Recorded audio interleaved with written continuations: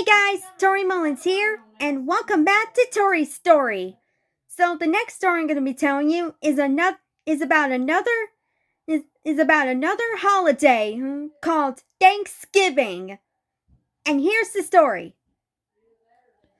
I feel that somewhere along the way we've forgotten we belong to each other, but then I wonder if that has always been the case. I'm not sure there was any period in human history where there was not war, hunger, or someone seeking to harm the other. Is it naive to believe there ever was a golden age of togetherness, respect, and love? Is it naive to believe one could come in in 2000 in 2015 in 2015 I mean in 2015 in 2015 I made my first Thanksgiving dinner. I bought a turkey and it roasted it. I mashed up potatoes, made green beans, made cornbread, and bought the pumpkin pie. Most of the essentials they were there, with the exception of sweet potato casserole, but I wasn't bold enough to make that quite yet. With all the food, with all of the food on the table, we sat down to eat. Before we started, we all of us went around the table and said one thing we were grateful for from the past year. To me, it is not Thanksgiving unless you practice giving thanks. Without that, it simply becomes another meal at the table. Albeit, mm, albeit a nice one. Making the meal took a lot of work.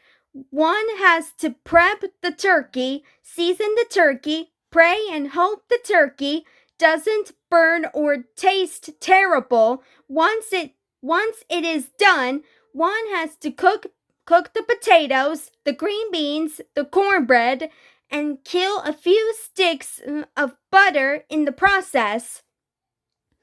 It is one big dance that needs to come together at just the right moment, so nothing is left sitting too long to get cold. I cook often, so even though I know my way around a kitchen, this was still a formidable challenge. However, even though cooking the food is a lot of work, Thanksgiving is not necessarily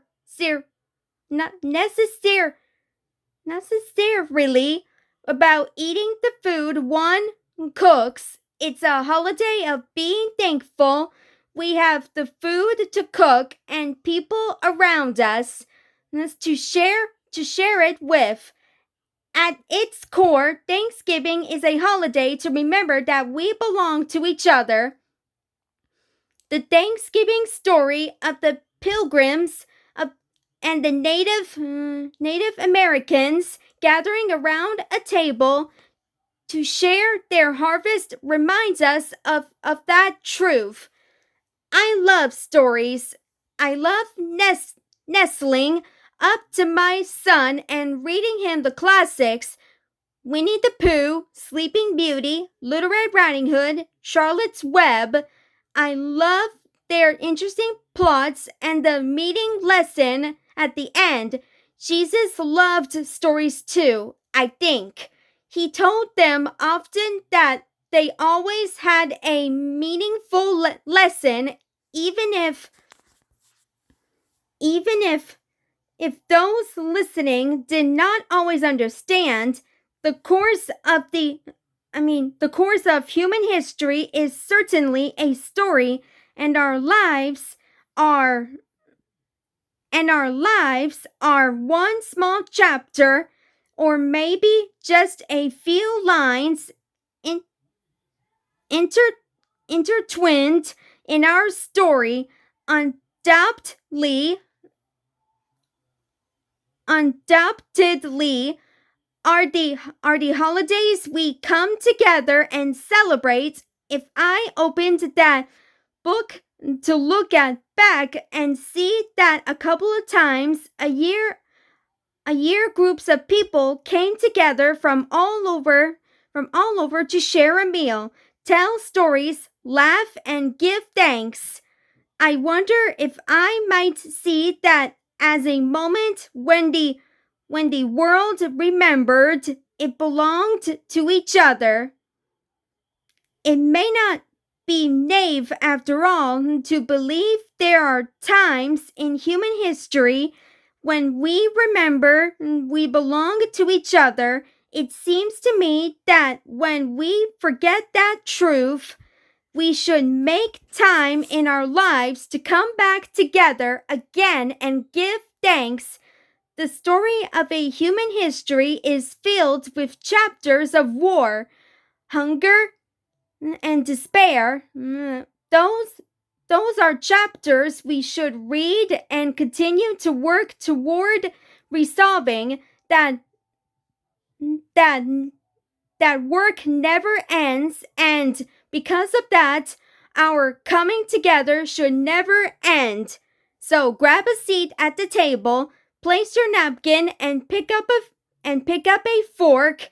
I am grateful for you, and most grateful for those times I remember we belong to each other. The end. That's the story about Thanksgiving. So stay tuned where I tell the next story. Bye, guys!